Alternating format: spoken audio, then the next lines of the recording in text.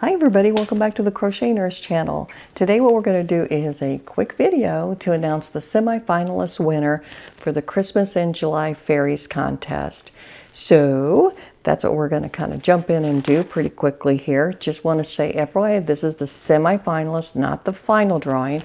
Once we draw semi-finalist here, I would like you to send whoever the winner is, send me your name or send me your address within like 3 days. Send it to my email. It'll be posted down below in the description box. Once I have that information, I will send that over to Dana Wanderlust Crochet, and she will do the final Christmas in July fairy drawing on July 25th.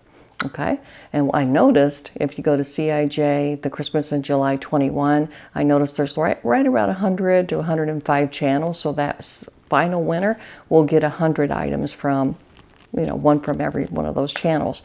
But the winner that I pull from my channel will get a prize from me, so make sure you reach out to me. So good luck to everybody.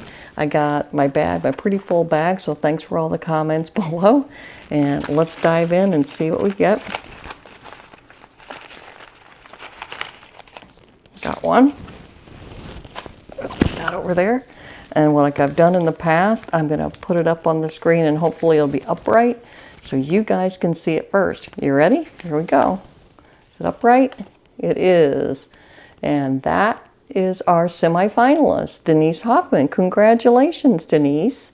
So what you will need to do, Denise, is send me an email by Sunday around noonish. Send me an email with your address, and so that way I can send you a gift, and then I also will forward it on to Dana Wanderlust Crochet, so that way you can be entered into the finalists. Fantastic. Good luck.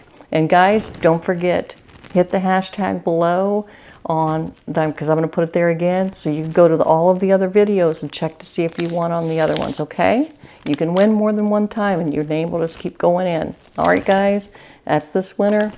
You guys have a fantastic day, and I will see you next time. Bye.